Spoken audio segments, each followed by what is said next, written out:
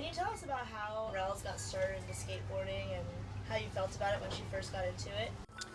Well, we were kind of looking for something that would get us somewhat out of organized sports. Rels is pretty young and she played soccer for a season and she wasn't really that aggressive. She kind of was just there. She was horrible. She was terrible. She was a terrible soccer player. She would follow the ball around, but she'd never go after it. She'd just run up and down the field with the ball, and we'd always be like, "Rels, go get it," and she never would. The boys, they started skateboarding, and they both fell really bad on their hip, and we basically stopped because they perceived, or they showed us that they kind of got hurt, and we believed them, which we probably shouldn't have at the time. We probably should have just told them to get up and go on. We kind of took a break from it after that. They never really got that good. And then we decided we kind of all wanted to get back into it because we thought it would be a really neat thing for our whole family to do.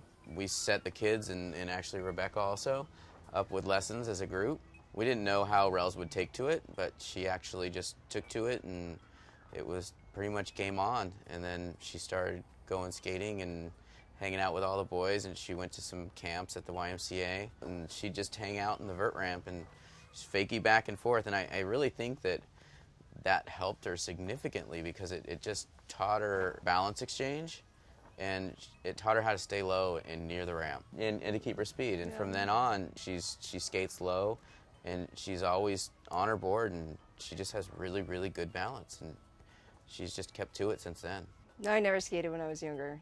First time I really skated was with these guys, like a year ago. We're pretty hard on them in terms of not quitting after they fall. I mean, after the boys did it the first time, we really make it kind of a priority that they need to get back up and try again. We never ask them to do something that we think that they're not ready to try at least.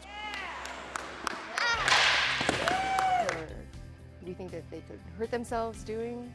Other than a couple broken fingers, we haven't had any major incidents, and and a lot of it is just encouraging them that we believe in them and that they can do it. Every couple days, we say, hey, are you still comfortable where you're at right now in skateboarding? Do you want to continue with the Pink Helmet Posse?